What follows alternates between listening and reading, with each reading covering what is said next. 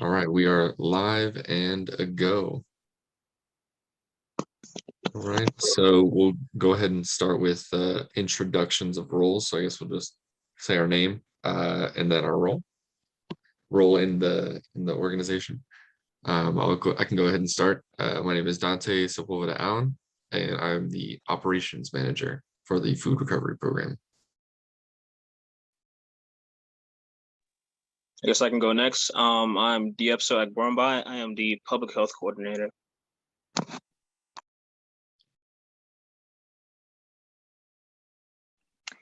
My name is Ayana, and I'm the food safety inspector. My name is Jesse Chavez, and I'm the food handling and training manager.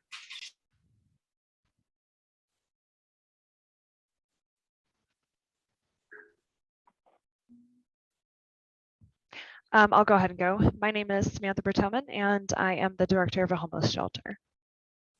My name is Crystal, and I am the food producer representative. Awesome. And then real quick, just to clarify, Brian, I had trouble hearing you. Is anyone else having trouble hearing Brian? Okie dokie. Just to make sure. You're having trouble hearing me? That one was better, but there was still a slight delay.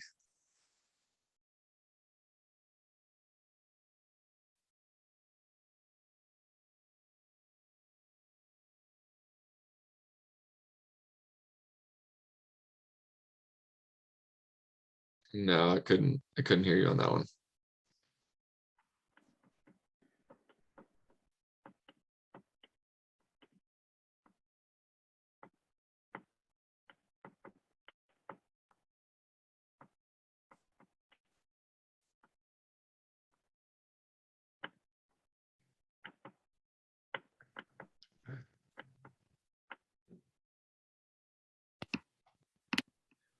Is that any better? Oh, yeah, that's a lot better. Awesome. All right. Let's see.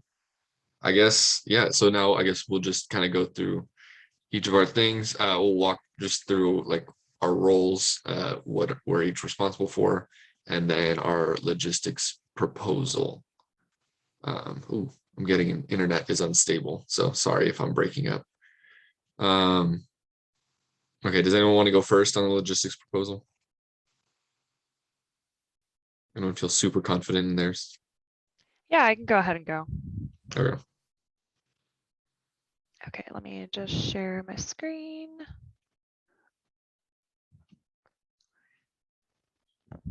Okay, can everyone see my logistic proposal? Okay, I see head nods. Okay, awesome. So as the director of a homeless shelter, I went ahead and created my role for the food recovery program. So within this, a couple of the things, one of my main objectives is to keep our food recovery program safe, organized, and supportive, especially and client focused. So it's really important to me that we focus on the population that we are serving. And then I'll just kind of jump down to just my actions and then responsibilities. So my first action is to coordinate the volunteers. So I will be in charge of recruiting, vetting, and scheduling volunteers for that food recovery. So I will go ahead and check like food handler permits, and I'll do background checks. As the director of a homeless shelter, I have done a lot of this before, coordinating our volunteers. So I feel like this is one of the actions and responsibilities that I can provide.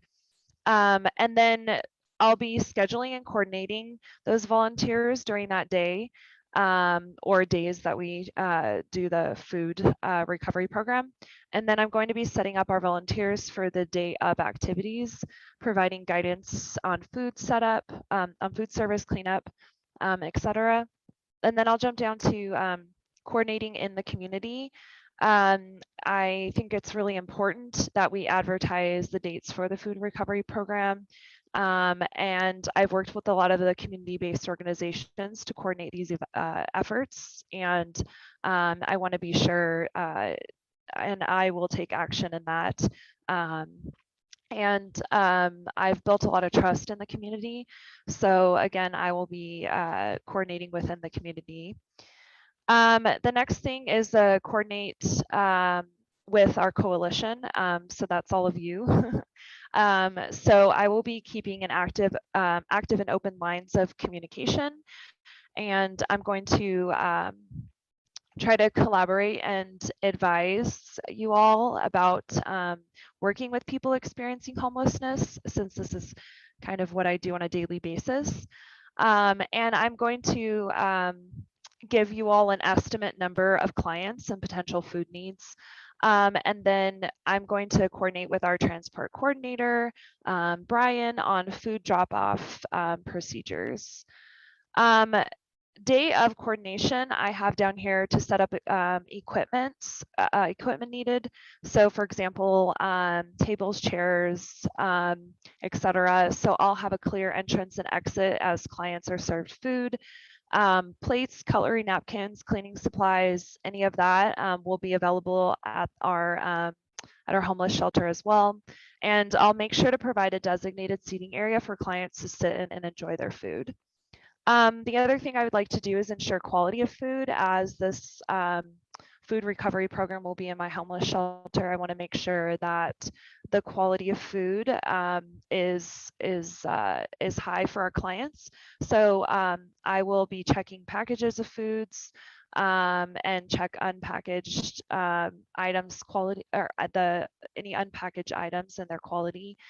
And I will also be advising about the quality of food parameters to serve our clients. And then food setup, I want to be sure to establish rules with our volunteers and about how much food should be handed out. And then again, setting up that flow between a clear entrance and exit. Food leftovers as well. I think this is important to talk about just in case. I know this is a food recovery program, but if there's any leftover food, I will help to decide the best action for that. And then cleanup. So I'll be coordinating our volunteers for cleanup on the day of, and working to make sure that everything gets cleaned up. So this is kind of my logistic proposal for as the director of a homeless shelter. Any questions, comments, concerns?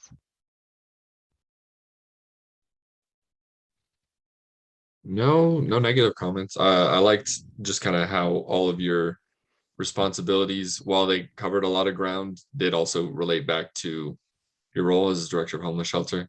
It's good. It's obvious that you care about your clientele, well, our clientele, as a food recovery program. So I like that. Very nice. I can go. Yeah, I like Brian, Sam how you broke it up. I think that's a good model. Oh, I was just saying, I thought it was a great model where she broke it down into like overall responsibilities and day of activities. I think that could be a great model for all of us to kind of readapt. I know Sam, you knocked it out of the park as expected, but I think that's a great like setup for us to maybe even mimic as we kind of edit ours.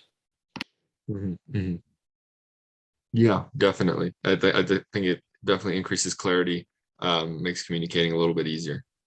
It's a great job. Thank All you. right. Thank you. I'll stop sharing unless DFSO wants to go. Yeah, I don't mind. I can see if I can figure this out well.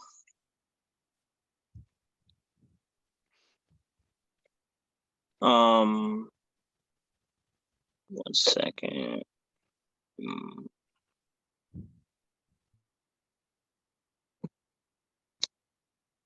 Oh wait. Is this the correct document, right? I think so. Oh no, it's not. Someone else share. I'll post it. My computer's working right now, so I'll share next. Can someone go for me? Yeah, I can go. I can go real quick while you get that together. All good. It happens. Yeah, like my computer decided to restart at like 9:57. So it's all good. Computer issues happen. Um Yeah. let's see. Let me pull up mine. Um where did I, here it is. Okie dokie. Go here. Share screen. Word. Okie dokie. Hold on. Let me make this big so everybody can see. So I am the operations manager, so my kind of purview is the overall organization. I'll be working with all of you a little bit just to make sure everything's moving efficiently and well, and making sure it's serving who it needs to serve. So I took with my logistics proposal definitely a more overarching view of just kind of like what a food recovery program is, what it should do, and why we need it. And I figured we would get, and then I have some kind of goals for the program overall, what we need to kind of figure out today, and then some questions to be answered, which are a little bit more of the minutia of the needs. But starting off, I gathered some statistics about hunger and food needs. So as of 2010, over 100 billion pounds of food are wasted every year in the United States alone. And every year, approximately 38 million people in the US go hungry or experience hunger. So, and in 2015, the United States Department of Agriculture partnered with the United States Environmental Protection Agency, the USDA, and the EPA to reduce food waste in the United States by 50% by the year 2030. We're 6 years into that. Food recovery programs are a key piece of the puzzle in the mission to eliminate food waste and feed people on American soil. There are programs that take safe excess food from a variety of places, such as restaurants, hotels, grocers, farmers, and helps deliver it to food distribution organizations, and distribute the food to people who need it the most, or we do it directly ourselves. So I included a little flow chart, just basically like there's so much food wasted every year, so many people go hungry every year. If we can take some of that food that we waste and give it to the people who need it, then we'll be a lot better off. So some goals just of the food recovery program overall. The primary goal of our new food recovery program is to reduce hunger and food waste in our community. We'll do that by coordinating with local restaurants, hotels, grocers, farmers, etc., to recover their excess food and transport it safely to a food distribution organization or ourselves in a timely manner.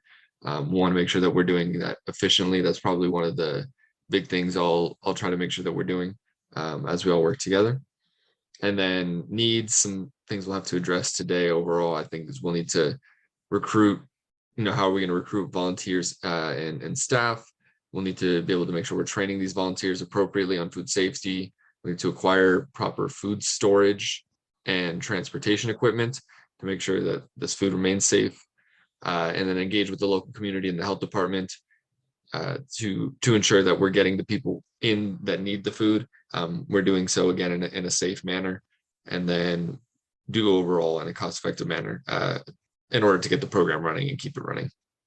And then just some of the questions, as you see, just kind of what kind of food is going to be donated, how much food, where are we getting the food from, what's our workforce going to be like, how are we going to get the word out, how do we engage the homeless population, so on and so forth. I won't go through all of them, but that is it. Yeah. And so that is just kind of overall my logistics proposal. Again, I took a very kind of overarching view of it since I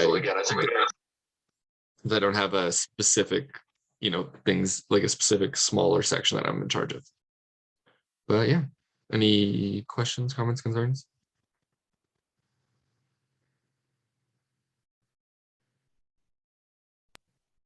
No, that's great, Dante. I think you answered, for your section, the why of the organizational structure. And I think those kind of the needs that you were mentioning down there, and that those questions are really great questions to address within our overall manual as we work together.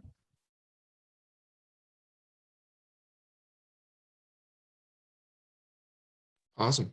Thank you.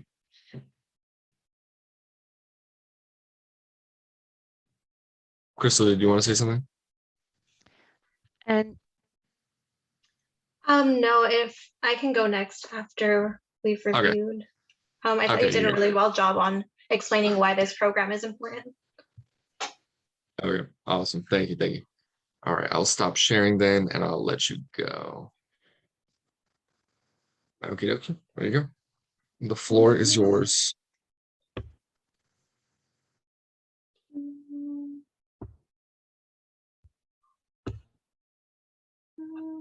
So for me, I'll be in charge of finding where we'll be getting our donated food from. For me, the three more important locations we could probably work with are the neighborhood garden, any local schools, be that elementary, middle school, or any like universities, colleges, community colleges, any place basically that has like a dining hall. And then major chain stores like Walmart, Trader Joe's, King Soopers. Those are the three like main, I guess, places I want to focus on. For the neighborhood garden, I would like to gather things such as like fruits, vegetables, and I would like that to be harvested like at least once a week, maybe like Friday evenings around 3 p.m. Just so that we kind of have a set schedule for that. From local schools, we can gather like any leftover food that hasn't been touched by any of the students, that's been properly handled. I would like for there to be a lead team member that has like extensive knowledge on what foods to prioritize, like things like grains, proteins, anything like that, rather than like someone going for like a pie. Let's focus on things such as rice, beans, meat, something that holds more nutritional value. And then if we do have room for more, then we'll go for desserts. But I just want to make sure that we are focusing and prioritizing anything that has more nutritional value that the shelters could use more of. From elementary, middle school, and high schools, food should be packaged up following lunch hours. So after all the students have finished eating, any leftover food, we should have someone over after everything's been done just to start packing things up. With that, I would like for them to be trained, have a safe serve certification. So what that means is that they just know how to handle the food. They know not to cross-contaminate, what that is, what items can go together, what items can't go together. So I would really like to work closely with the training of the volunteers. See, for major food stores and chains, I would like to focus on gathering proteins such as meat, fish, dairy products, eggs, seeds, nuts, beans, lentils, anything like that. Also just grains, vegetables, produce, canned goods, anything that still has some shelf life in it, but they're gonna it's close to expiring and they're just gonna throw out. I would like to gather some of that stuff and bring it where we could use it. And then I would like for that to kind of be gathered every Saturday. And just setting up schedules with pickup. For transport, I would like to keep logs of days to pick up from different facilities. And then, so I would like to work closely with the transport coordinator on that, just so we know what we're doing when we're picking up items. And then what trucks to use for better, for the food so it doesn't go bad. And that's pretty much what I have for mine. If anyone has any questions. I have a question. How does the safe serve process work? How do you get the certification? So you have to go attend classes and they kind of go over what foods belong in what temperatures, what foods you should not be mixing and stuff like that. And just knowing how to properly, when you're handling different foods, always change your gloves because there are people that have food allergies and you shouldn't be mixing things. It could all be done in a day. And at the end of it, you do get certified. Perfect. And they offer free classes. There's places in Denver that offer them. Okay, awesome. Thank you. Yeah, and I was just going to mention that all of the volunteers, I check our volunteers for that, the ServSafe certification, and that they have that. So transporting it is very important, because that transportation will need to be, we'll need to have that safety, that food safety. And then when I receive it, there's documentation that will need to be gone through before I bring it into our facility. I do have a question, Crystal, about this, and I was wondering, you mentioned a lot of like prepackaged foods. Are we going to be also including foods that are not prepackaged, or are we only picking up prepackaged foods? So I would like to do some of both, just making sure that, again, that's why I would like for people to be certified, just that they know how to properly handle the food, and making sure that anything that's not prepackaged already, that they know how to properly package it, making sure we're not cross-contaminating, we're not mixing like seafood items with grains, because we don't know who has what types of allergies, which is why that certification is very important to me.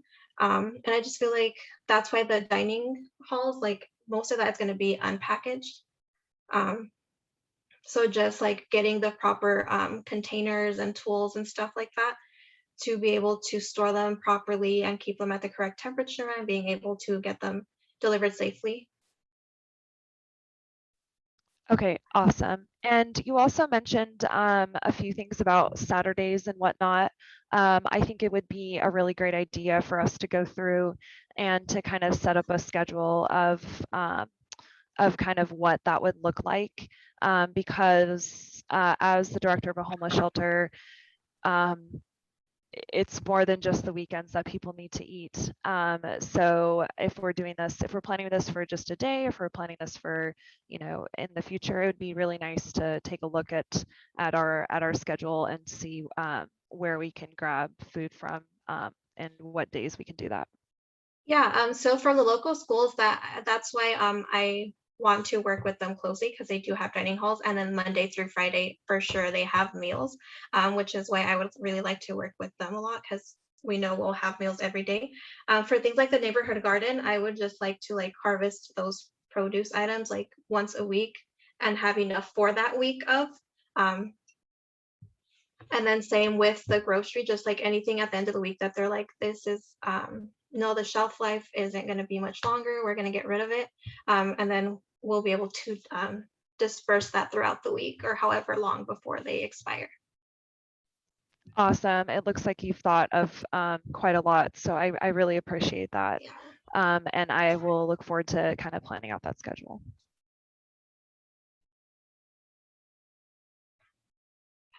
Any other questions? All right, then I will stop sharing my screen. I can go next. Let's see. Let me share my screen. All right. All right, can everyone see it? Okay, cool. So I am the public health coordinator, and my job is to work on public relations and also to be a resource for everyone here with the health department. So my roles and responsibilities throughout this entire action plan is initially I'm to support my job is to support the implementation of the action plan, which would be ensuring that all our actions and everything we do is evidence-based. I'll oversee the maintenance of standards and goals throughout the project, which involves me performing an evaluation of the program to make sure standards are being met. So I will be implementing evidence-based theories such as the pre-seed proceed plans and other theories like that to make sure that we set our goals, and then we have each step of our goals we're evaluating and making sure we're continuing towards our ultimate goal for the action plan. I will also be organizing and maintaining partnerships within the community, and my role would be to involve the community stakeholders in the development of the action plan. So we will be working with everyone here, and hopefully we will contact community members to figure out the areas of needs and who we should target our food distribution, like what communities and what areas are most in need, and like the logistics of things like that. Also, we form a relationship with help to form relationships with commercial producers and retail operators to determine the logistics of redistribution of excess food. So that would be grocery stores, restaurants, any type of food producer that is willing to work with us, pretty much. Next part, I also be facilitating the development of relationship with the FDOs, which is the Food Distribution Organization, and the food donors to determine the logistics of how we will receive the food from the distribution, how the distribution organization will receive the food from the donors, and then the dates and the general like timeline of how we're gonna set up everything from receiving the food to delivering the food and training and all of that. And I will also be working to convey the program components to the community members. So this is where I'll have to use my personal skills in communication to work to basically convey to the community what our goal is for our what our action plan goal is and how we will work with them to provide them with what they need. This can be done through recurring newsletters, through emails. We can send physical letters, just general pamphlets, things like that, where we'll disseminate information that the community members can understand and really know where know where they can receive the resources we're offering. And the resources will be designed to be able to be conveyed to different members of the community. So we'll offer them in different languages.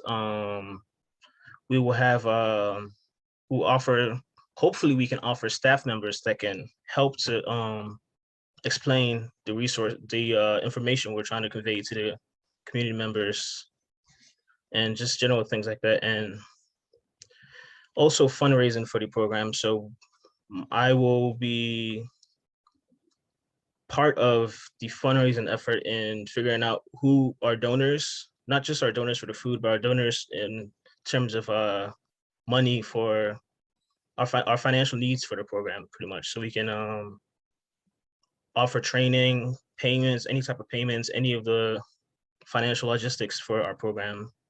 And then I'll be providing the means for donation for the community members, anyone in the community who's capable of donating food or any type of money to help us with our program. And also the searching, I'll also be helping to search for government grants, any type of outside organization that can provide us with the funding we'll need for our program. And this is pretty much the gist of my my logistic plan, or I guess my logistic proposal. Kept it short. Any advice, anything you guys feel needs to be added, or I guess anything you guys like about it, pretty much.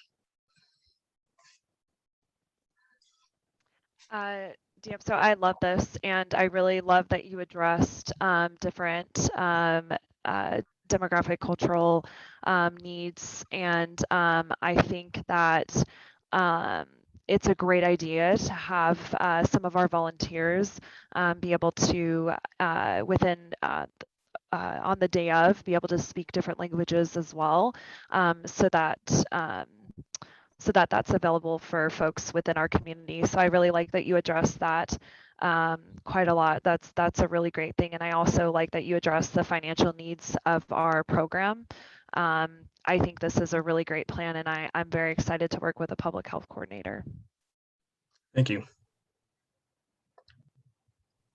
Yeah, and I think that part of that newsletter, I think is a good part, just trying to get that message out there. I think we also should look at how we can maybe get the message across to those that maybe don't have access to emails easily or access to smartphones. So other avenues of approach that we might miss if we only go in a digital marketing route. Gotcha.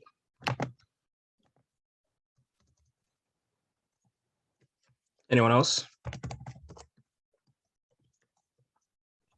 Just a little note. I just wanted to echo what Brian Smith said. I think they touched on it a little bit, but I just like that you've addressed kind of a lot of things under your purview in ways to maximize the program. But I really like the kind of the focus also on like the relationships, not only with just like, you know, from between us and the donors and us and the food distribution organizations, but us in the community, because if the community doesn't know what we're doing, then, you know, we're not helping as many people. So I really like that kind of focus on like, hey, we need to get the word out. We need to do so efficiently and make sure we're helping as many people as we can. Thank you. Yeah, and I just want to reiterate too, capitalizing on the community based organizations that I already have contacts with. I think it's really important to help utilize them to disseminate this information. And I really like your idea of different like mediums of dissemination, like Brian was saying. So newsletters, and then even sending out like little like newsletters through email, and then just like letters in general. So we really need to think about our target populations within each community. This is an awesome job. Great. Appreciate it. Anyone else, or I can stop sharing my screen now? Okay.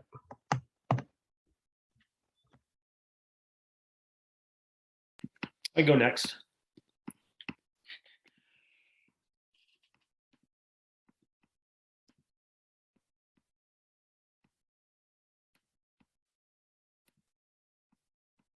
All right, can everyone see my screen? Cool. All right, so I am the transport coordinator. I see my role as kind of being the main communicator, as far as I seem to have to communicate with all different of these partners in different ways. As I discuss here, kind of how I see what my relationship is with each one of you partners. With DIPSO, public health coordinator, like to discuss successes and challenges of the system, as well as our resource availability, which I believe is going to be one of the biggest things that this program would face, in particular with volunteers and consistent volunteers. Just having worked in the social work realm and dealing with volunteers, they're great, and they're also a lot of headaches.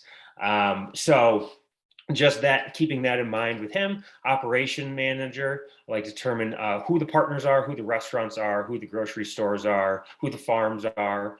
Essential tasks, like is prioritizing. If we only have so many, if we only get so many volunteers this week, okay, so who are our priorities? Who do we need to get this food to first? I know that we were talking about maybe hitting in local schools for this program. That also would put in more, we'd have to build capacity as far as volunteers and vehicles and that stuff. But with the operation manager, just getting the idea of what are the goals, who do we need to serve in the case that volunteers don't show up, and what do we do to remedy that problem. Working with Sam at the homeless shelter, coordinating delivery times, as well as how much food she should expect, as well as the type of food that she should expect would be huge. That way she can tell me if she can or cannot receive these donations. And she kind of already touched on the idea of having leftover food. Well, if we know she can't adequately use this food, where else can we take it? We shouldn't just have a one-stop, okay, if this isn't it, then that's the end of it. So trying to build that the capacity of partnerships.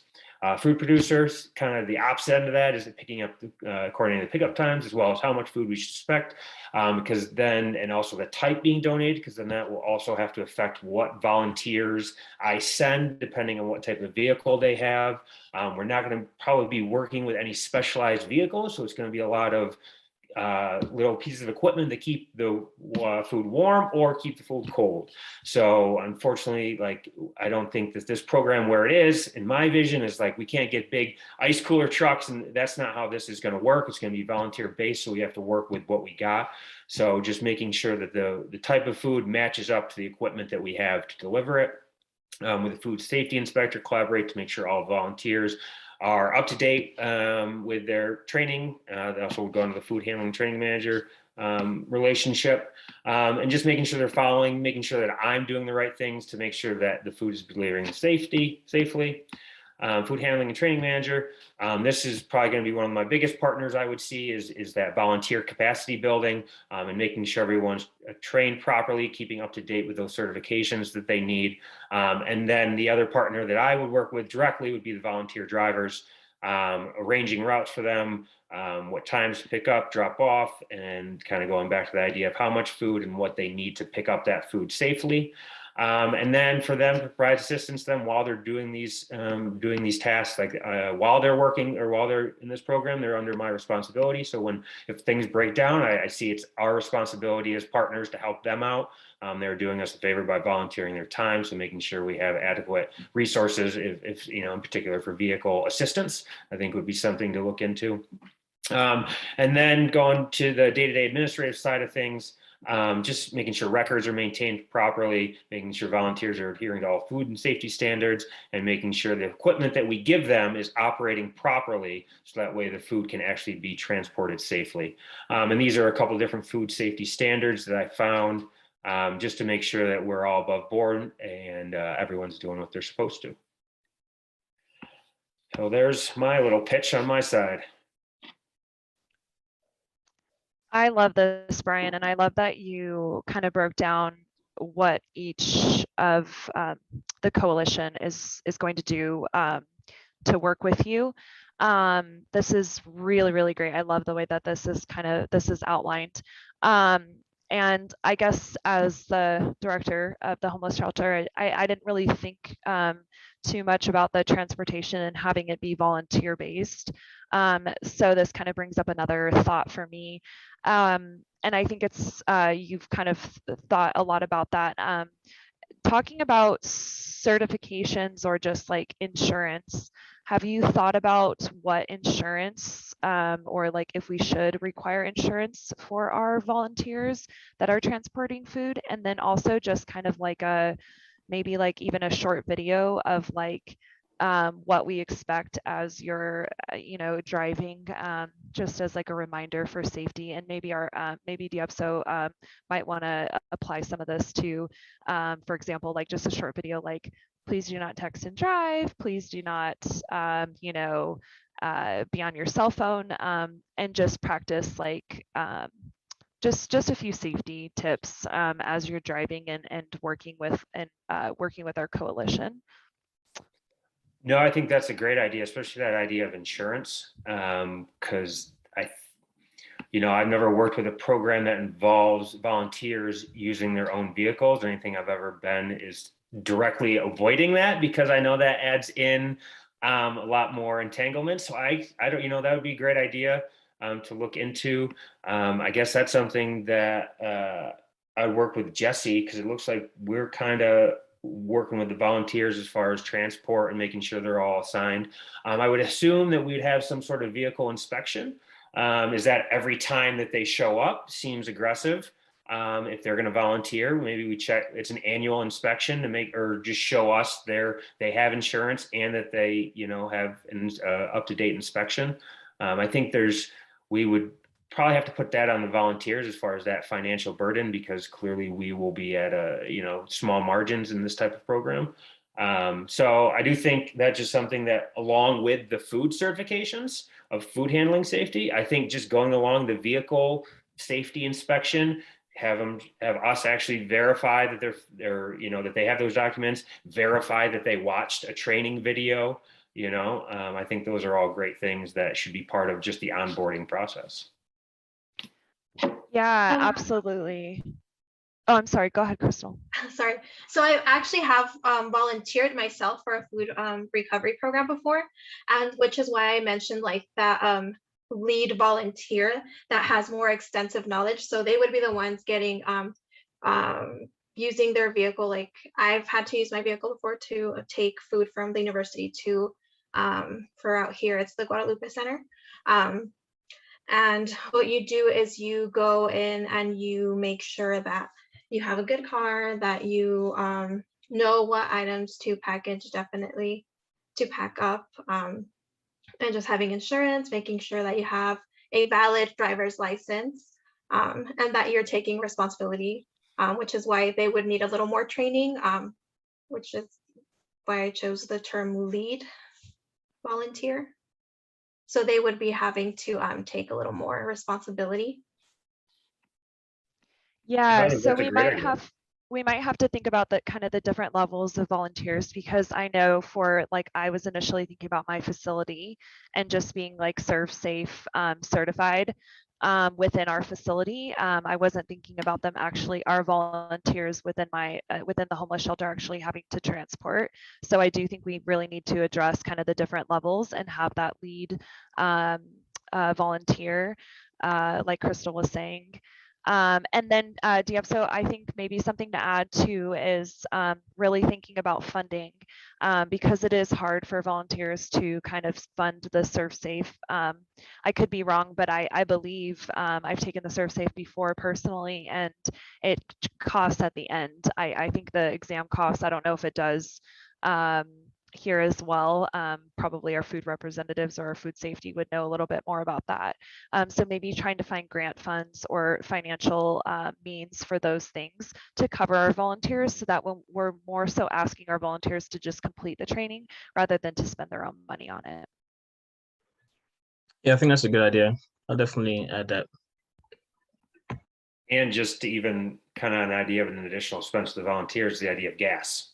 Are we going to try and reimburse gas, or is that unfortunately just part of what they're willing to give is not only time, but also money towards gas? Because that's a huge expense if we, or we could cap it, like everyone that if you volunteer, you get, $10 a day, and the difference you have to cover, if we can find that in the budget.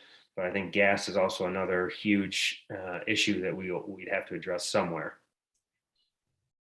I feel like that's where I sort of dig the having a lead volunteer, because those are resources that can be invested in somebody that's going to be more invested in the food recovery.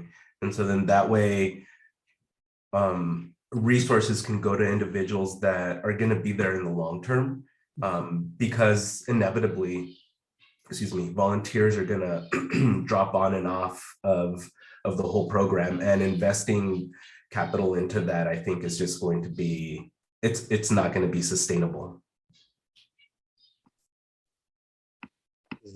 Yeah, I agree with that. But then we don't need to get into the absolute, like the crazy details right now. We can do that a little more once we get into the manual that we'll do. But another option we can do is maybe potentially even having a handful of just staff drivers, and to at least start out with that, so that way we're not relying on volunteers in their cars and paying them for gas. We actually have people, on our payroll that are handling the driving, and we can just have, maybe 2 or 3 volunteers kind of tag along with them and help loading and unloading and kind of that area. And then maybe as we start developing and seeing these lead volunteers, people who are coming week in, week out, then we can start to maybe hand some of those responsibilities off if we feel comfortable.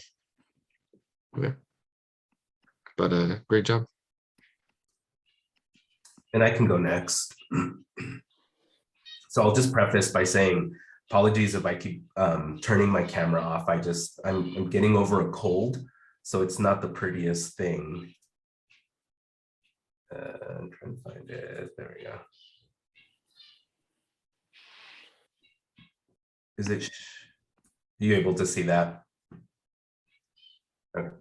So as food handling and training manager, my responsibility is to train volunteer staff on how to properly recover food from where we decide that is happening, specifically focusing on scheduling and coordinating with the transport coordinator, food producer rep, and operations manager. So I sort of condensed this into a little bit of a 3-prong responsibility, focusing mostly on the food safety plan. So working with the coalition in establishing and creating a food safety plan that'll be implemented throughout the organization. There's a lot of steps, obviously, as we have started to discuss in terms of what that's going to look like. That's going to take, I think, a lot of coordination, more so than I initially thought. Ensure processes take into considerations, of all levels, like obviously with the transportation and the operations and all these other things, underliers that'll change how individuals are trained and onboarded into the program. And then I think one of the more important things is this ongoing reevaluation. So we're not just going with the status quo, but constantly adapting and changing based off of our needs and what is occurring, because obviously with temperature changes, environmental changes, and everything else into consideration of how we adapt to those. Yeah. So there's the training and compliance, I think, which is a bigger portion of my role. So it's assessing staff competence to identify and address opportunities through capacity building, ensuring that all staff is compliant and certified with company, local, and federal government regulations. I think the federal regulations are more on an organizational wide basis as opposed to individualistic. The individualistic would be the SERSE for this hazard analysis and critical control, which is a plan that just takes into consideration if something happens. This is what possible solutions could be. I think if you think about it sort of like preparedness, you have a plan in case something goes awry. And so I think having all of these bigger the certifications and understanding of these bigger protocols is going to be important for us as an organization to have as a whole. And then it's again going on with the ongoing reevaluation of how the program is going, making sure that we have a work plan for ongoing certification, recertification, and dissemination of updates for regulatory compliance. Yeah, and then obviously the larger portion, which there has to be a lot of attention given to, is the safety logistics that are going to be implemented by other people in the coalition or in collaboration with. So like hazard analysis, preventative controls, and oversight and management of preventative controls, which is why in talking about like a lead volunteer and investing in certain individuals a little bit more that we know are going to be a lot more involved in the bigger picture, having some of these areas of focus is going to be important for like just an overall umbrella understanding of what individuals that they're leading and collaborating with through the process. I think that's the gist. I love that. Good job, Jesse. I really like that last part there, is that recall process. Because I think that's really something to consider, because you just feel like a program like this can feed so many people and do it correctly, but one bad outbreak, and that's when stuff like this just starts. Well, is it worth funding if they got this many people sick? And like, what, they didn't tell anyone, I think that's just a great foresight to make sure that we're planning for something like that in case it does happen. So good job, man. Yeah, for sure. Thanks. I definitely think that this goes back to the idea. I mean, you did an extremely great job, and it's making me think even further, just kind of about this lead volunteer or these lead people. So I think we need to really outline when we start working on the manual who needs what certifications, and kind of like break down the different roles. It sounds like we have a lot of people that are kind of overlapping and working with our volunteers. So I think we need to kind of separate that out. For example, for myself, I know as the director of the homeless shelter, I myself am happy to be placed on this and to be given some of these certifications if I need that like lead certification type to be able to monitor my volunteers. And I know that for myself, like I can help monitor the volunteers within my facility and manage that. And it sounds like with the transportation, potentially there will be a few different people in this coalition kind of working with that and making sure that those things, that the different certifications are being met, and then whoever else is kind of managing that. So it looks like we kind of need a few different managers up top that are kind of coordinating with each other. Myself being one of them, maybe like the transportation, like Brian or whatnot, and then even Dante kind of overseeing the overall efforts of that. So anyway, I just think we need to think about kind of the breakdown of who's monitoring what, and then what certifications we actually need, and addressing those and really putting that into the manual. Yeah, for sure. And I think that that's and I think I skipped this entirely. So that's, I think that the my role focusing specifically on how we recruit and how we onboard volunteers is going to be important. So having something in place that we all agree on in what qualifications we're looking for in volunteers, and maybe accepting volunteers on different tier systems to be able to specifically look for people that are already certified in some of these regulatory trainings or anything else that might be beneficial, which I think is doable. I've never had the opportunity to volunteer at a food distribution or recovery program, so I don't know the logistics of what that would look like for all of us to have, for all of us to agree on. So I think that that's something that we could look at in terms of having preset expectations or trainings, asking for trainings ahead of time prior to individuals being onboarded, so that way that saves us some time and resources. I want to add that maybe we could possibly like have like a group of trained staff with all the certifications, and then maybe have we assign different volunteers to a group with a trained staff member, so we can cover the certification part, so we don't have to certify multiple. We don't have to certify people outside of the staff members we have, if that makes sense. So we can cover the funding for the certification for those individuals, and then they would be, I guess, permanent staff members that would be in charge of a group of volunteers, if that makes sense for you guys. Yeah, absolutely. And I do know that the ServSafe, the manager ServSafe is different than the actual than the people that are kind of working. You only need one manager ServSafe. So for example, like I could be the manager with the manager ServSafe certification, and then the other level of certification is here. As long as the manager is on staff, which I will be, then that's perfect. But we probably still, I think I agree with you. We should be focusing on our staff first and foremost. But even the volunteers within the homeless shelter, they will need to be ServSafe certified if they are working with food.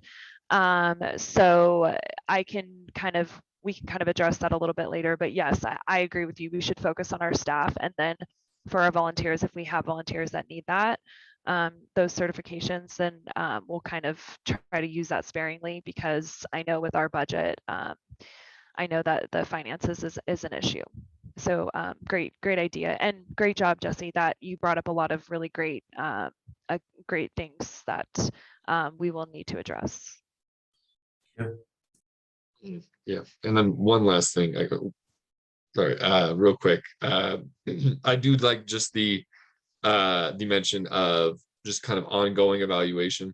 I think as operations manager, especially for me, that'll be very important. Just making sure that as we go on, we're constantly reevaluating, making sure we're doing everything efficiently, and that we're doing everything in the best way that we can do it. For us and for our clientele and for our volunteers. But I like that a lot. Great job. I think I'm the last one. Is everyone done sharing their thoughts? Okay, great. So I'm the food safety inspector. I will say that I encompass a lot of what has already been said. Let's see, that's not what I want to share. Can you all see my screen? Beautiful. So like I said, it does encompass of what has already been said. I will say this is like one of the final steps that I oversee. So just making sure that we're serving food in the most effective, safe, and efficient manner. And so I kind of just went through volunteer responsibilities. They're pretty basic, like wash your hands, switch gloves when you touch other surfaces, or every hour, how to wash your hands. I think the ultimate goal is to avoid foodborne illness. So keeping that in mind as we continue to serve food. Lastly, I did add the safe serve. I had no idea that was a thing. So I added that as a education tool we want all of our volunteers to have. And then kind of just the basics of wiping down hourly, making sure that's marked, making sure our volunteers have their own good personal hygiene, and then continuing that education yearly. But yeah, like I said, a lot of it has already been said. And so, yeah, that's all I have for food safety inspector. Was there anything that you all would add or questions? One quick question. And I guess, I mean, anyone who's dealing with Safe Serve can answer this. It's just a general question, but how long does the Safe Serve certification last for? Like, how often would volunteers and staff need to retake the like kind of like the course to become recertified, or is it kind of like a lifetime certification? I have no idea. I believe Serve Safe Serve is, yeah, sorry, it's the opposite way. I believe Serve Safe, I think the managers might be like every 2 years or maybe, but I think most of them are like a year. So you'll be like certified for about a year. I can take a look into it. I also did have I wanted to make sure we added this, and I'll put it in the chat, but the certified food protection manager that I was speaking about before, you just have to have at least one employee that's Serve Safe, has a Serve Safe certification. So again, I figured that could be me within the facility. And then everyone else just has to have that other Serve Safe. But I believe it is every year that you have to retake it. Okay, positive.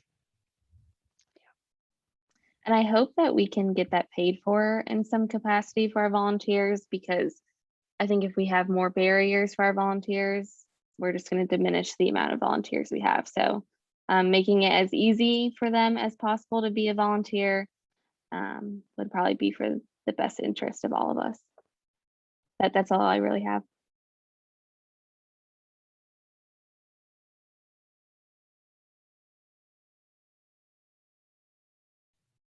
All right. I guess from here we've presented all of our logistics proposals. We touched a little bit on some kind of day-to-day operations and overall operations, but let's get into, I guess we can go into the making our operations manual, our overall operations manual from our individual logistics proposals. Let's see, who is anyone specifically responsible for making the operations manual? Well, I'm there to turn it in. Okay.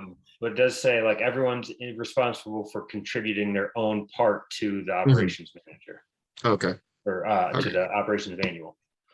Okay. All right. And Let's so I see. already put into, if you guys want to open that up, with the directions that she put out, this is how she kind of suggested that it be broken down. And each one of our logistics proposals fit into some of the, like a couple of these. So like, so for the operations manager, your part would go under organizational structure. And then the next, fundraising and PR, would be the public health coordinator. Volunteer recruitment is the director of homeless shelter. Training protocol is the food handling and training manager. Safety protocol is food safety inspector. Food donations are food producer. And then I am the end with food transportation. So I don't know if we all wanted to kind of insert our own into there and just kind of see what that looks like. But then that also does leave just, the title, we can just throw on title. That's not too bad. Acknowledgements, it's just all our group names and citations. I'll be honest, I don't know. I didn't cite anything for my specific proposal. Definitely, I think, I don't know, just keep talking, but like, it looks like we're probably not going to get through submitting one, I think right now, because we still have to answer all those questions.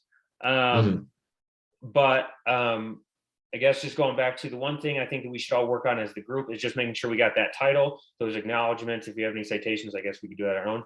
But there's a summary and introduction, which I guess that might be something that we have to work on as a group, or someone wants to take that on in addition to whatever their part is. That was just a lot of stuff. I just felt like just getting that out there, since that's how I kind of saw it. If anyone else has any disagreements with if they read it differently, but I thought that those sections lined up with each one of our own roles, and then kind of go from there. My only thought is that I think some of the roles kind of overlap. So I agree with you. I think that there's kind of like those main things, but I think that it's important for us to coordinate within that. Like, for example, even with volunteer recruitment, I'm just using mine as an example because it's easy to think of. There was several different people that were talking about the volunteer kind of recruitment and idea, even for yourself, Brian. So I think that as we plop those things in there, we should just kind of we should all be kind of going through every section and just adding in what needs to be added in for your section. So for example, like Brian, if I'm like, hey, we're going to recruit volunteers for, the homeless shelter, you're like, well, we also need to recruit volunteers for transportation. So that sort of thing. So I think everyone kind of needs to look over each section and really make sure that we're explicitly, going through all of that. Yeah. I agree with what Samantha just said. But I do also, I think, probably the best way maybe to approach it is like everyone kind of plop their logistics proposal and kind of like their section overall as far as like instructions and kind of like how they see it. And then I think for the summary and introduction, that one will definitely all kind of have to work together, just to kind of get like, okay, what's this going to look like? How, kind of what is, and this will kind of touch a little bit on mine, like organizational structure, but kind of like, what is it all going to look like? So that way the rest of our document is cohesive. And like, we don't have one person saying like, oh, we're going to have like a lead volunteer for every section, and then like we're serving, 3 times a week. And then someone's like, oh, well, we only serve on Sundays kind of thing. So I think, let's start with just putting our logistics proposal in and kind of condensing it down to what we need. Because I believe it is to be between 14 to 16 pages. And then from there we can knock out kind of like the summary and stuff like that.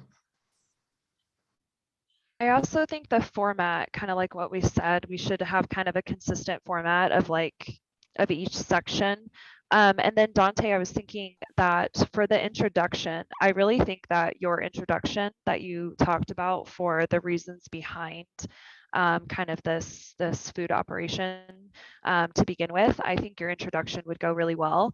And then the summary, I actually think a lot of us touched on it about just kind of for me personally, like it's safety and ensuring our clients are we're meeting the needs of our clients. So I think we all had kind of different pieces within that summary that we could all add into it. I think there was somebody else who put just kind of the summary. I think everyone kind of had that top part of like the summary of like what their role was. So I think we could all add that into to make a summary.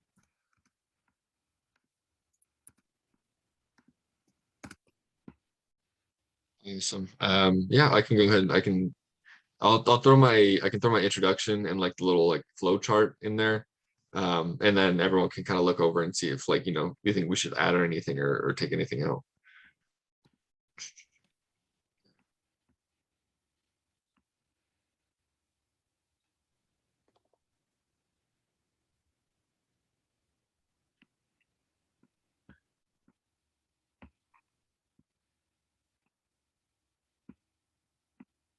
Cool.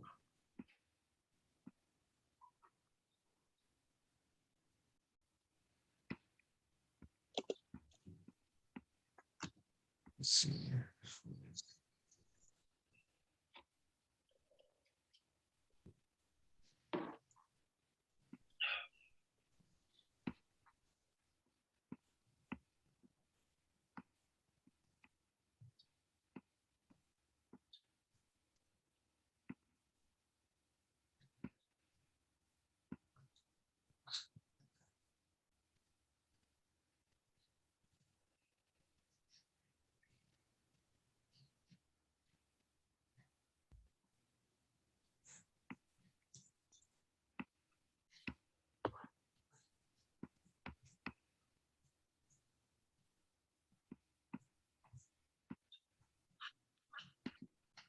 Okay, I threw the intro in there if y'all want to look that over real quick.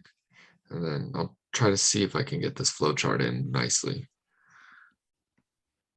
And then do you have citations for that, Dante? For that intro? So I will have citations. Okay. Yeah, I'll have to Yeah, just pull throw those that up. on the acknowledgements page, and then Yeah. yeah, cool. Let me get those together. I will So I have to see you kind of going along in there if you want to add in the names as I'm adding Yeah. in the titles. Oh yes.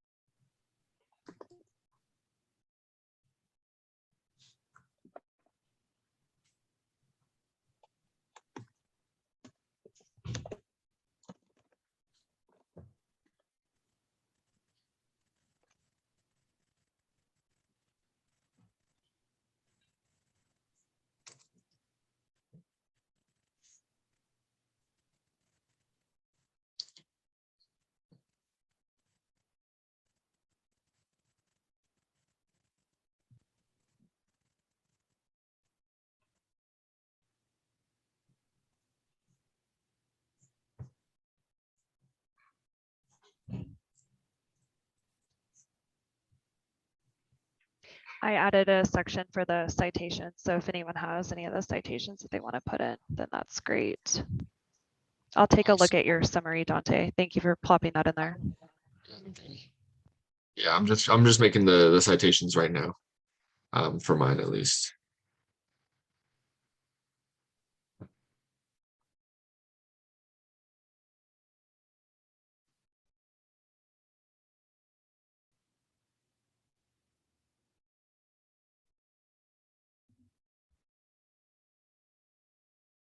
Anyone got a name for this program? Throw on there for the title.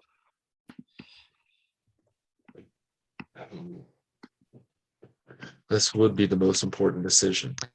I like We should- the,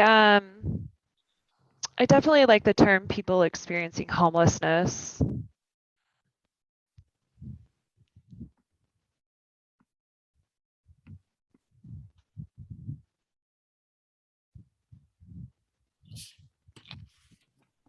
Hmm.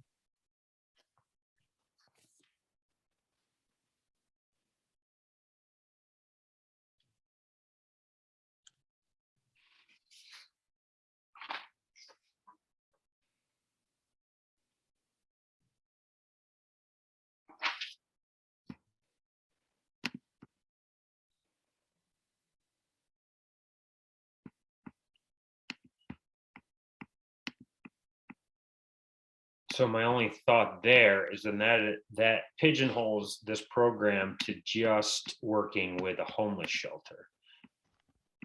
Mhm. Agreed. Start working with Yeah. Change it. or other, Yeah. food banks, and that's not necessarily people, so Yeah, that'd be my only Yeah. thought. Branding. It's all about branding, that, Sam. agreed. I always Yeah. figure you put an idea out there so that way people can object to it. Because if Yeah. you don't put an idea out there, then there's no ideas for anyone to. Mhm.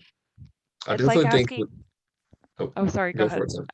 That's Oh, I okay. was just gonna make a silly joke. Go ahead. um, Gotta keep morale up. Gotta keep morale up. It's okay. All for silly jokes. But I definitely I agree with Brian. I think it would probably pigeonhole us, but I think also one thing is we should definitely make some sort of reference to like, oh, like we are a food recovery program or like, oh, food distribution program. So food has to be in the name somewhere to let people know like, hey, this is what we do. Like Brian said, it's all about branding and making kind of our name easy to understand what we do. I think is a key part of that. Um, something that just popped in my head, something the idea, like since we were talking about, especially with the idea of building, like making this like a relationship based program, is something that connotes like that relationship. So I don't know, something like neighbor to neighbor food recovery program, or something like that, that maybe evokes that idea of like community in the Mm. name, is something I would think about. it's a great idea. Let's see. I love the neighbor to neighbor thing. I wrote it in there. Judge away.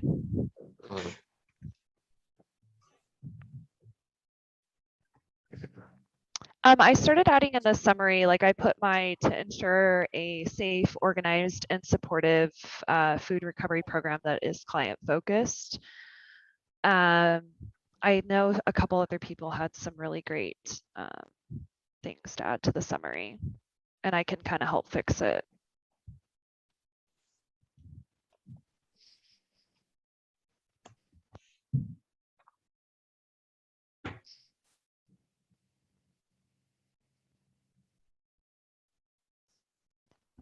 I think the organizational structure, I mean, correct me if I'm wrong, but Brian, if you want to pop in your like kind of like that, almost like everybody's role, and then just kind of like maybe how they're related. Do you think that kind of fits in with that?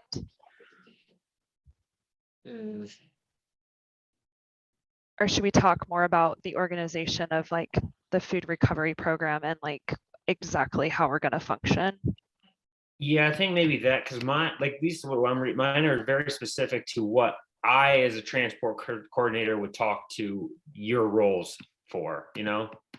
I was thinking we'd revise it and just Okay. like you could put in Mhm. yours and then we'd put in like how everyone's related. Like we could take out the second part. Okay. I think we can do kind of something like we definitely should kind of focus overall like on how the structure works and kind of what it's going to look like. But I definitely think adding in kind of whether it be Brian's or even kind of the one that we all kind of got our role information from, just kind of a breakdown of like, oh hey, well, these are kind of the key actors like up top of our food recovery program, and this is what they all kind of do. So that way, if people have any questions about like, oh, well, who would I contact for this kind of thing? They can look and see like, oh, well, the Samantha's the director of the homeless shelter, so she can, let me talk to her about that.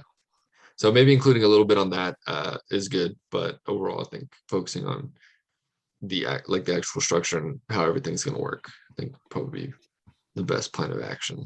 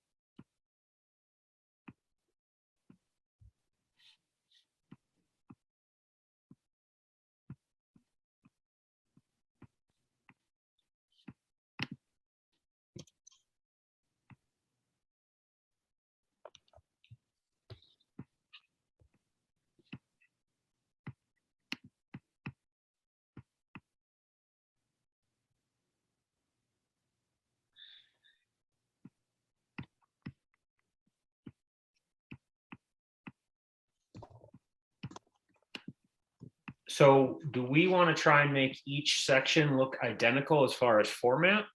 Like, are we going to go bullet points, or I think the way Sam had it was a different route to go. I think that's got to be decided before we start moving too far forward, so we get that. Yeah. Good point. I You gotta make it started look putting in cohesive. charts. Sorry, I'm Okay. just like, yeah, I just started putting in like the graph like I was putting in. I think what's nice about the graph, y'all, is that you can put in bullet points and kind of and really have it like separated.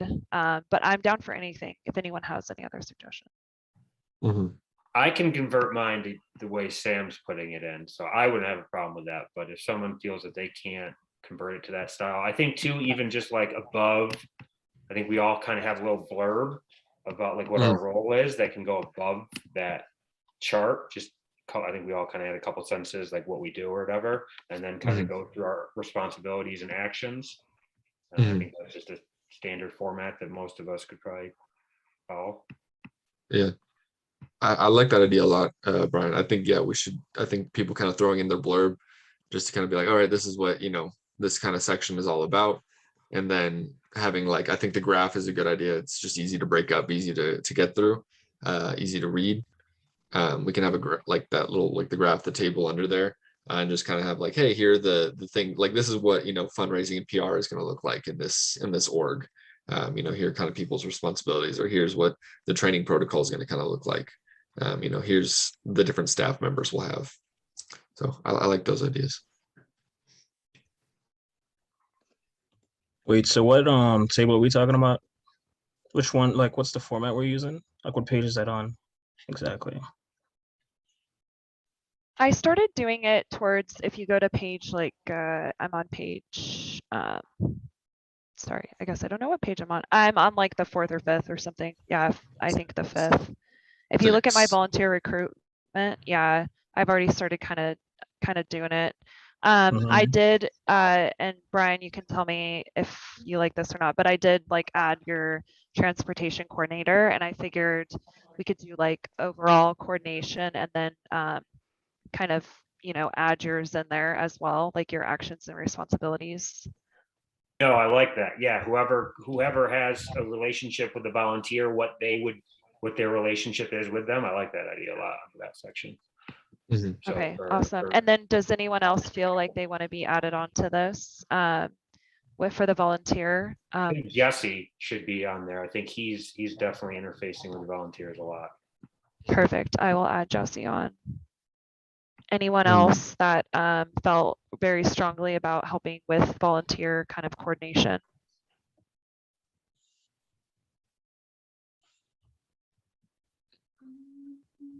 But also, yeah, so for if you wanted, I guess, kind of like an idea, I think, let's see, safety protocols at Ayana. I think Ayana did like a good job, kind of like what I was envisioning the format is, with kind of like the little blurb at first and then the graph right under it. I think Ayana's done a great job at kind of that. So if you want to take a look at that, she's on page 8 for safety That's it. protocol. Yeah, I got you. Gotcha.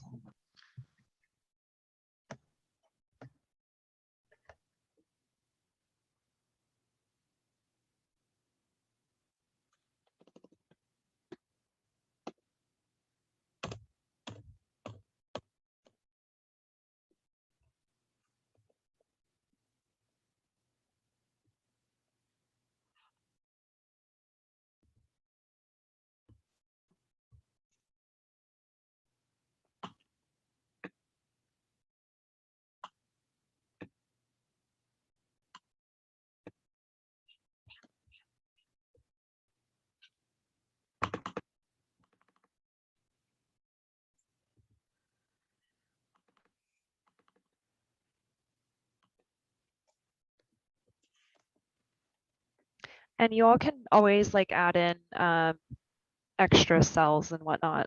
And if you need help with that, I'm happy to help.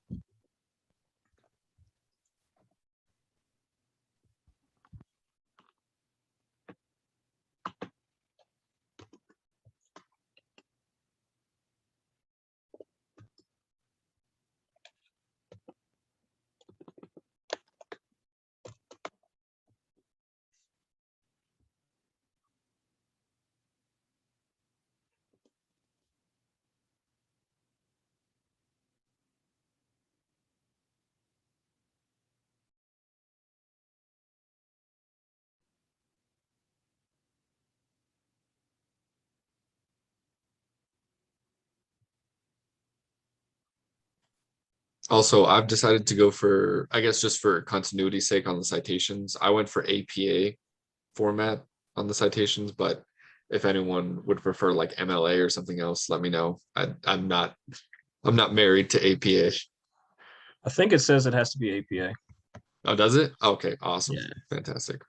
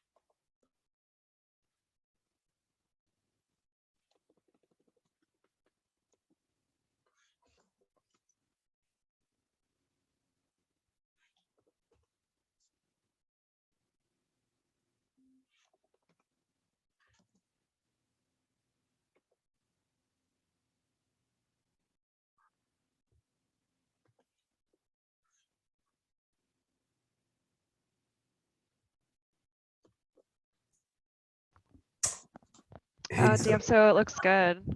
hey, Samantha, I'm just gonna copy and paste your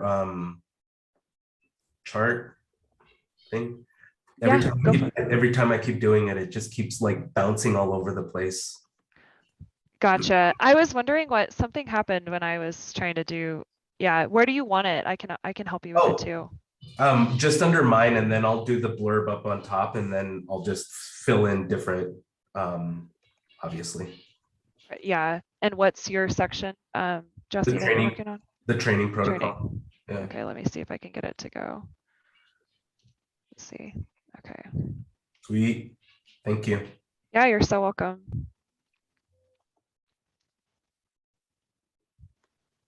Oh, the safety protocol looks good too. That's awesome.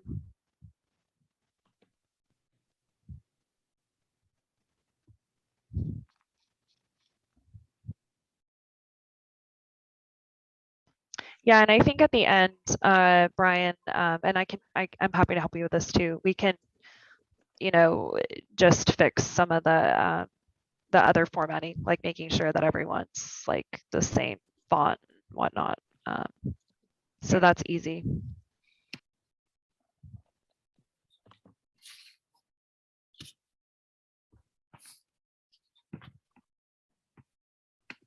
Ooh, also just an idea.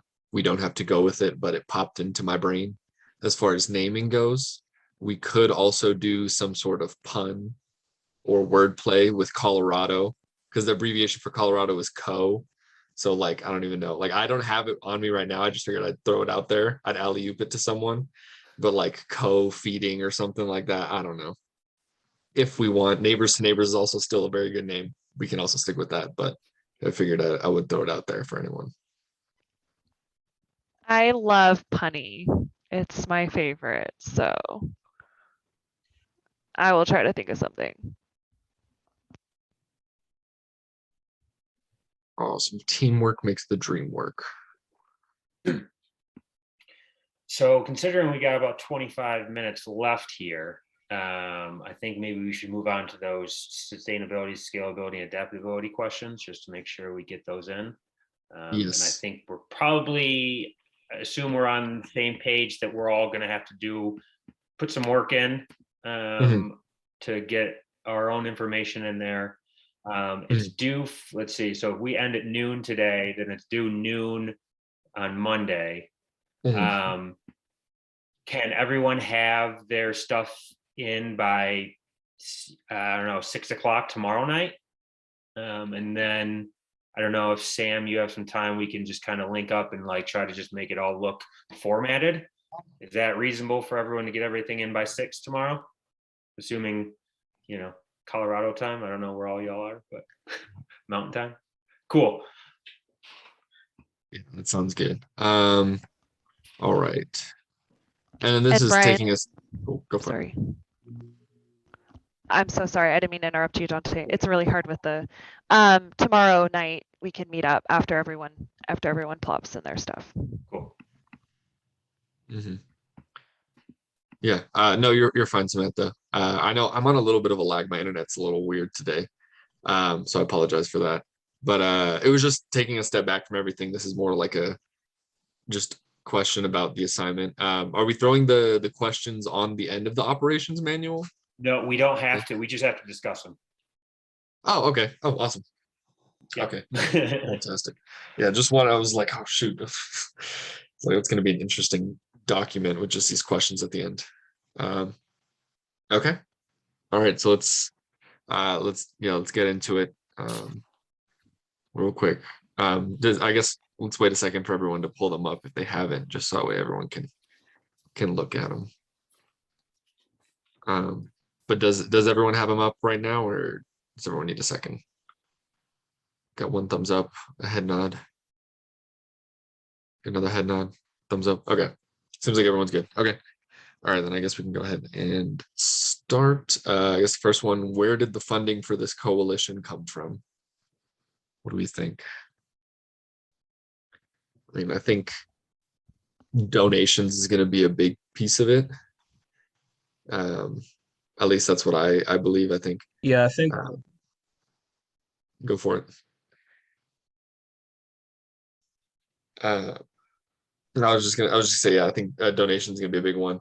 And then maybe, the episode, like, if you're, I know, like you mentioned, like writing for grants or something like that, if you can get some sort of maybe like, kind of like federal grants or state grants even for something like this, or if we establish ourselves, like, it's like a 501(c) like nonprofit organization, like at least like then we get like tax exempt for like certain things.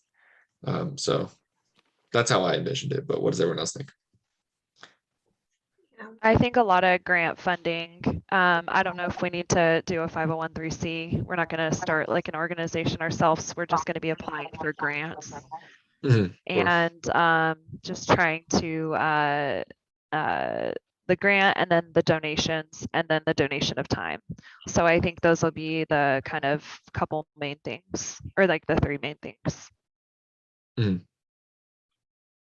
Okay. Yeah, I think this is a very much volunteer time-based program. And not only that, the companies and organizations that donate to us, the restaurants and grocery stores, I believe that there's some business advantages to them helping out these type of programs. So for us to get those partnerships, I think we would have to stress is this is your financial incentive to work with us. So that, I think a lot of this funding, like it would go to, if we are getting funding, administrative costs, and, for the volunteers, but like the material itself, that's all donations. And so I think that's one kind of smaller barrier is that's all paid for. So. And yeah, I think the other, oh, I'm so sorry. Go, Diepso. Go ahead. Okay. I was gonna say I want to add that we could do fundraising drives with like so we can use social media to advertise like our fundraising drive. We can work with the grocery stores, and they can possibly like we can have members there like placed outside just doing like a fundraising drive just to spread like the message of our program, just general things like that. I was just going to say the other only thing that we'll probably be utilizing is like staff of the homeless shelter that's already, paid staff in that way. So I think those are the only couple of things.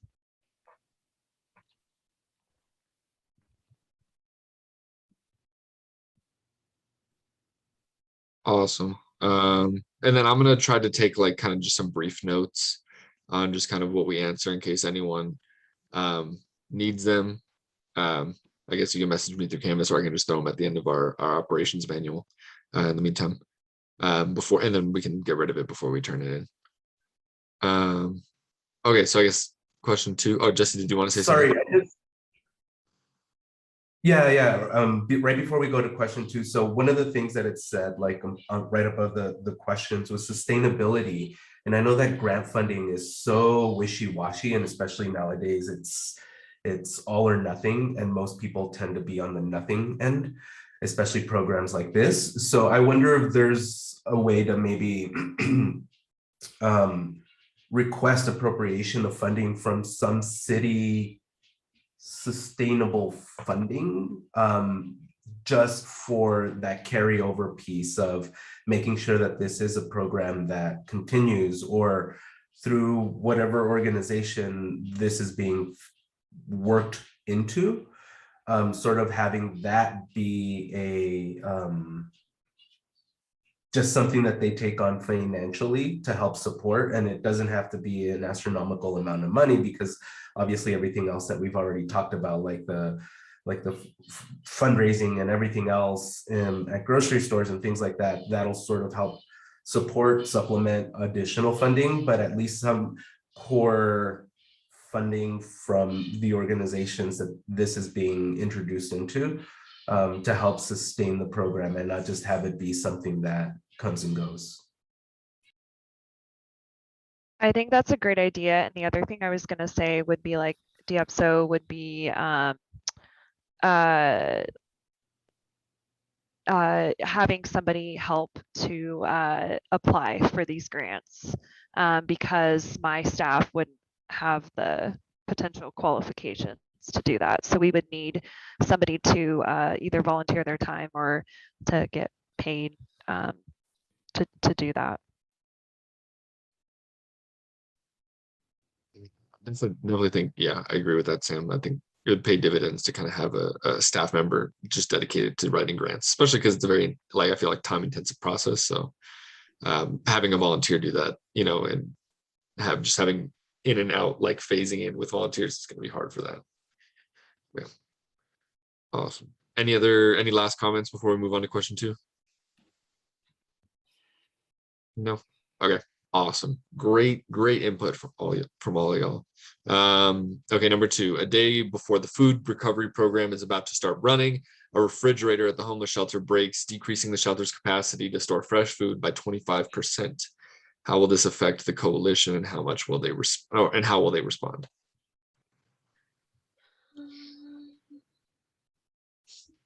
I feel like that's one of those contingency plans, from transportation all the way to safety. I think from my point of view, like if I was looking at it as a training manager, just having that contingency plan in place and having the leads, if we are going to have a lead, have a good understanding of what's going to happen, because not everybody's available to chat whenever something like this happens. So that contingency plan is going to be really important for whoever the lead is, to have an understanding from their training, to know exactly what's going to have to shift and be taken off. For example, like raw foods, stuff that needs to be refrigerated, they have a good understanding that that's not an option to be able to provide that service for that day. And then move forward with what is going to be safe to be able to transport and provide. I think this is an opportunity to also emphasize like the food safety of it. So we should also consider that the food we can't pretty much store in a safe capacity. We need to consider not serving it and possibly getting rid of it, because we have to prioritize the health of the individuals we're distributing the food to. I think this is also where we can potentially implement those community relationships. There could be other ways we could store this food if a refrigeration system broke down at the homeless shelter. There could be other community-based organizations that might be willing to help, that could other volunteer organizations that could volunteer to store some food for us in the meantime. So I think this is really actually utilizing kind of like our community-based organizations, and then just working with those community members. And this even kind of goes with making sure that we have people of all different demographics and cultural backgrounds and whatnot, so that we can coordinate within our communities.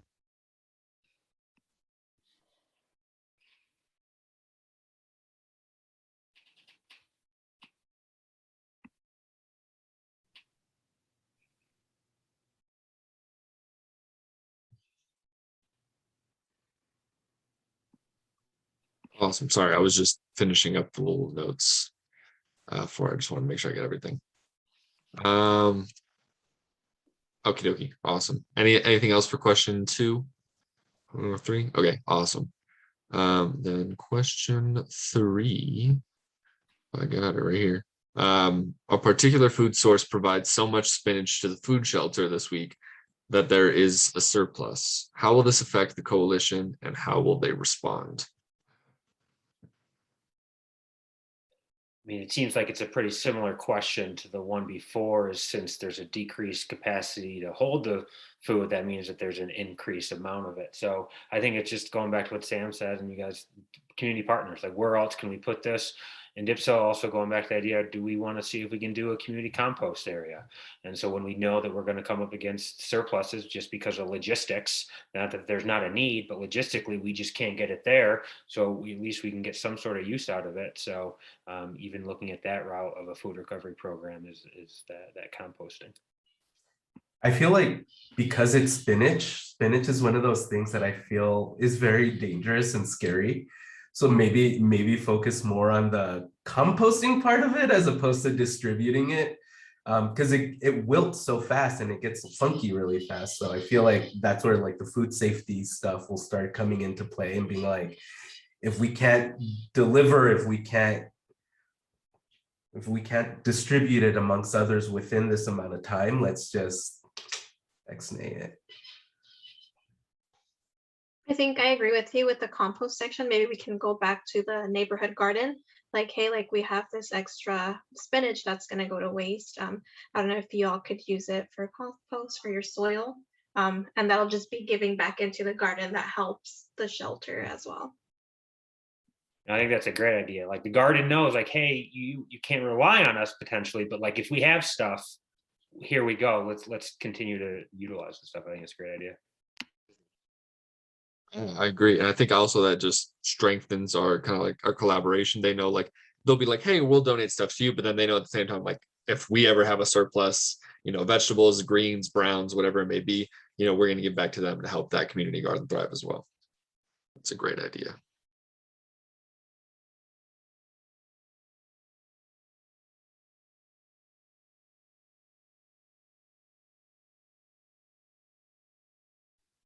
Okie dokie. Let's go to number 4. So 3 months into operating, volunteers consistently begin to fail to show up for their shifts. How will this affect the coalition and how will they respond?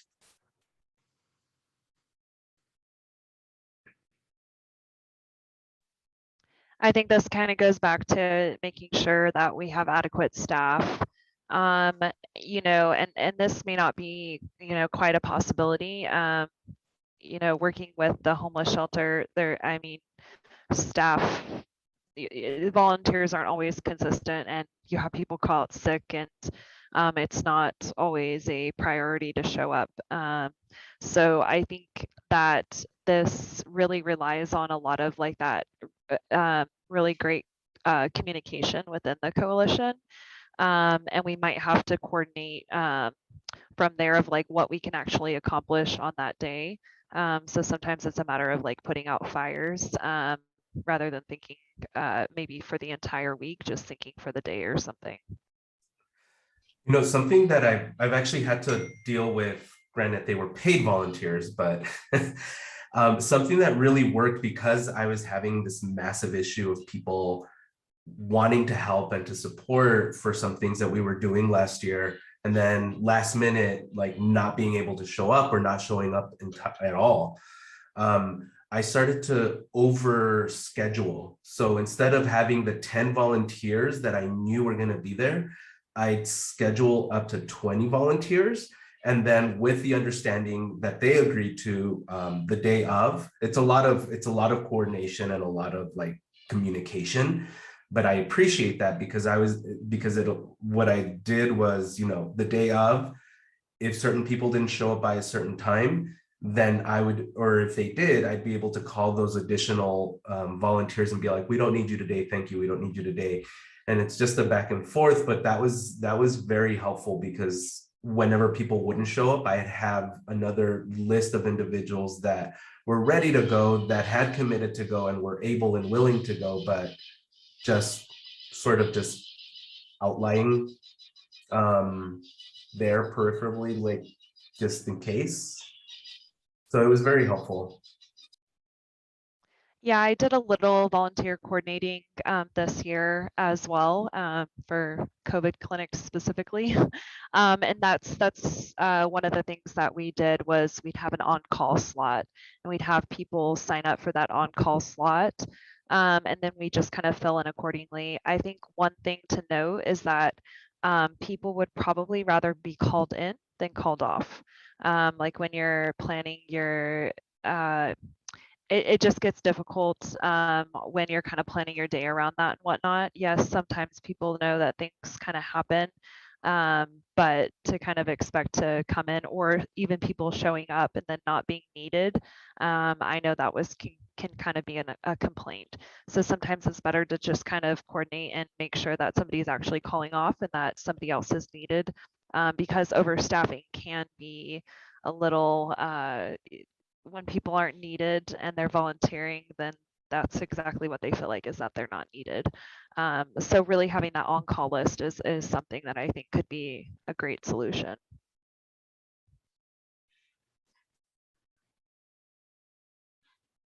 And I think coming back to the idea that we kind of talked about it, that staff members, like say, I might have to drive someday, or one of, someone at the homeless shelter that's normally doing something, hey, we need the food, we need you to go pick it up. I think it's just the organizations that do have paid employees within this structure sometimes might just have to go down. Like sometimes I'd work front desk when my volunteer wouldn't show up. So it's just kind of like you just fill in with the staff that you got. But I think that's just kind of part of the deal when you rely on volunteers like this.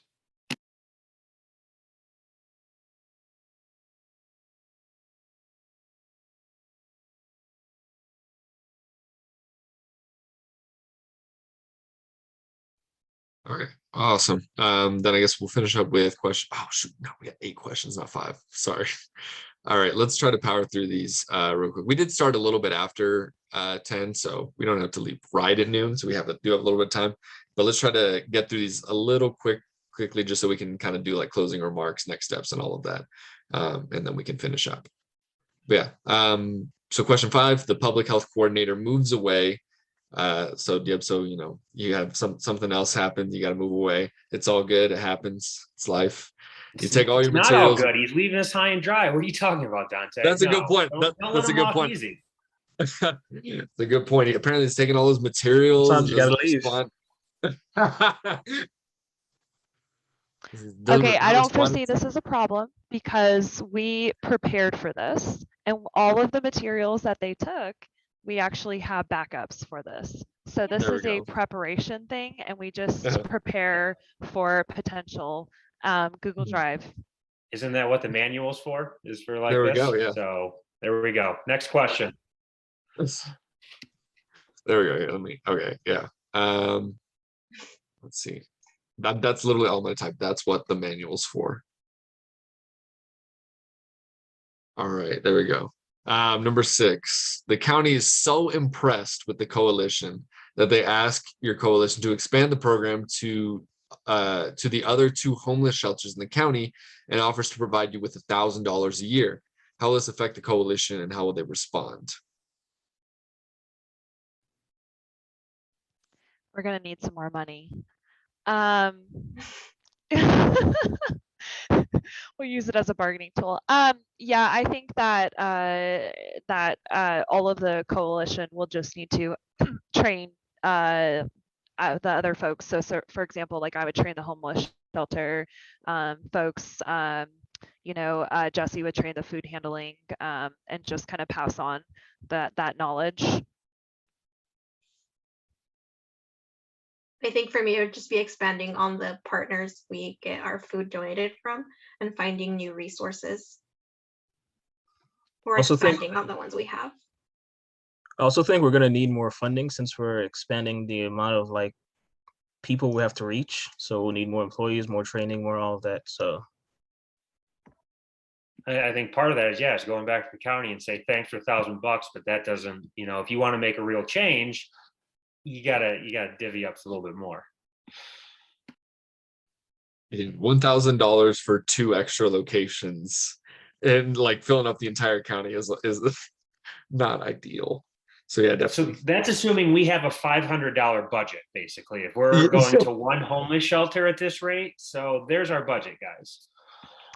This is true, but I do just want to, and I agree with you because that's what I said at first too. But we're here to serve the community, so we got to do what we can, and if that's what they want to do and expand. But I personally probably would bargain for a little, or kind of try to coordinate, say that we need a little bit more funding than this to accomplish what we need.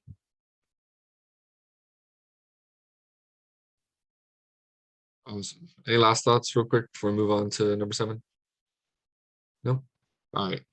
The next town over wants to adapt your program to their town. This town has a large Hispanic population who speak Spanish as their primary language. What are the initial steps your coalition will take to help them start a food coalition in their town? So I think like so had mentioned earlier, like having our like pamphlets and like our outreach material in other languages already.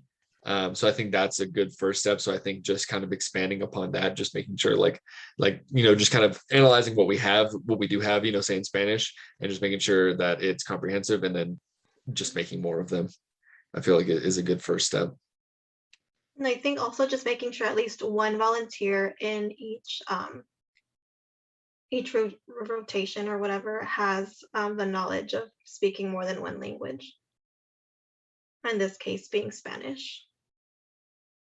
I think definitely connecting with neighborhood stakeholders in that community. If we're outsiders trying to come in, it's like who has that connection? What are the organizations that have reach with this neighborhood?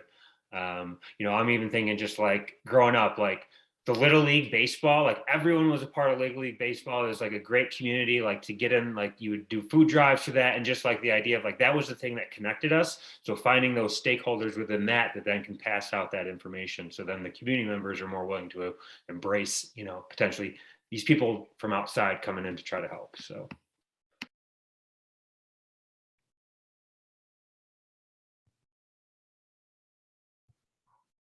I think just a couple of things based off of what has already been mentioned.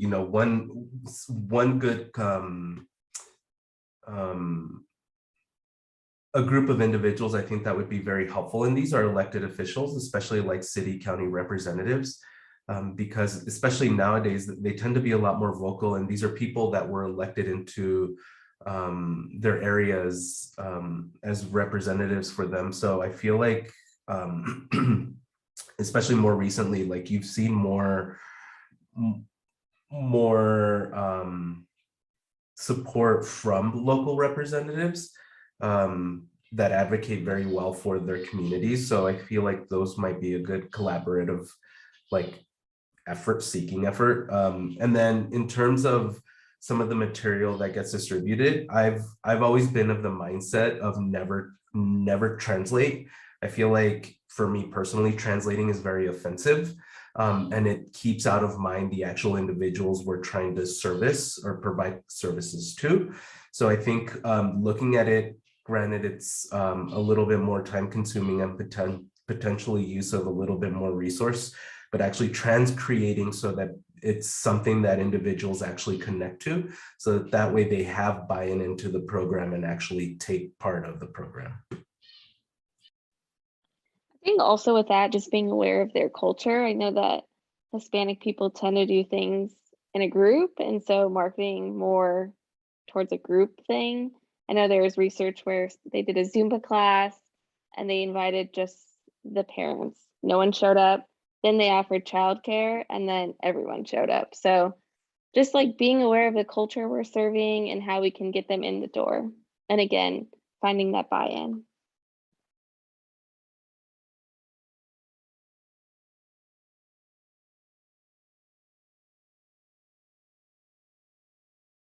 Let's say awesome. Yeah, I agree with those, like the last 2 points, Jesse and Ayana. Especially with transcripting, I think that's a great term. I like that a lot, especially because translating, especially some terms of phrases, don't always translate well, like idioms. and stuff like that. Like if those are in the documents, those are not going to translate very well. And then like you said as well, just kind of having that cultural humility and understanding, like, you know, not everything we do is going to directly for lack of a better word, translate over, and that we'll have to fix it to the cultural differences in that community. Awesome. Last question. You decide to take your coalition's model statewide and land a massive grant from Warren Buffett. What do you need to consider and anticipate when expanding the food recovery statewide? I think one thing as of now, the first thing that popped into my head is obviously being statewide, you're going to deal with a lot of different just geographical areas, right? So the urban and rural divide is going to be a big thing.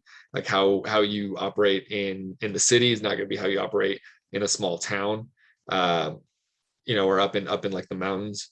So just kind of being able to format it differently based on the location is going to be important, I think, in that sense. To add to that, I think in terms of like transportation, like in more rural areas, it would be like, it might be too much to ask people to drive like long distances to make the deliveries. So maybe we could have like a company vehicle, well, not a company, but a vehicle that people can use instead of using their own like personal cars and stuff like that.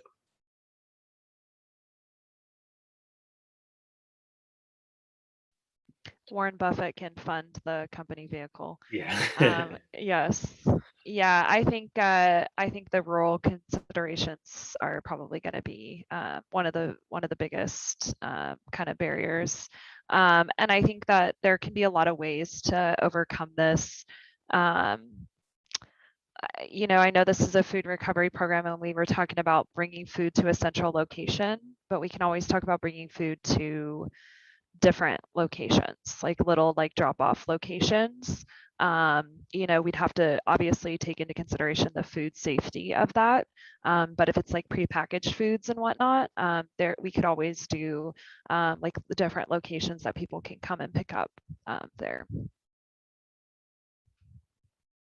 I think that's a great idea, Sam. Also, with the idea is like the more rural you get, the more idea of like the food has been passed to more and more people. So how many times do we want to be able to pass off this food and still think it's safe? So that's ideas like, hey, well, if we need to serve the rural, it has to look different. So they have to come to us. That way, we're not so many people are handling the food. So I think that's a great idea. It's like you just have to adapt to the what the surroundings are, and so I think that's a great idea.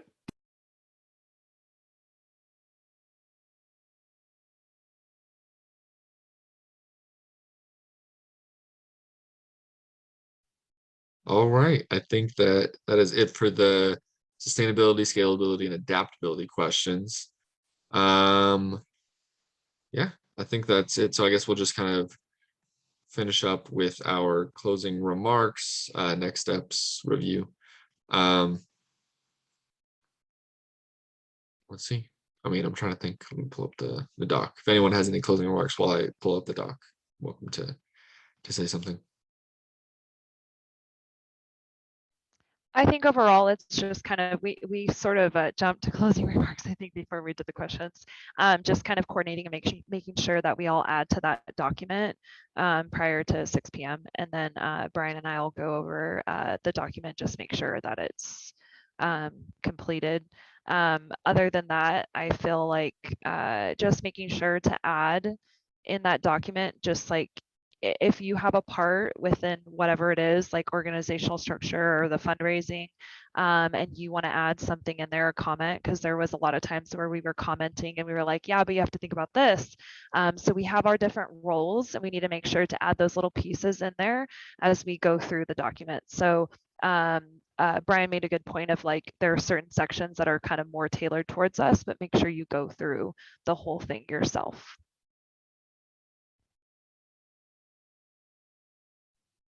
Yeah, that's a great point. Any other closing remarks, thoughts before we head out? No, I think Sam summed it up good. I just want to thank everyone coming prepared. These things, Yep. Definitely, you never know how they're going to go. So I appreciate everyone putting in the work ahead of time. And I think we'll submit something pretty good. Okay. Awesome. Sounds Thank you, good. everyone. Yep. All Thank right, you. and so Sam and I will meet sometime around 6 tomorrow. If you want to hop on sometime after 7 to see what we have, I'll leave it up until Monday morning, and I'll submit it. I'll get up and submit 6 or 7 o'clock in the morning. So if you have anything last thing you just wanted to edit, I'll give you that night, but I'll submit it first thing in the morning, Monday morning. Sound good? Sound good. Cool. That's good. Awesome. All right, Thanks, y'all. everybody. Have a good one. Thank you.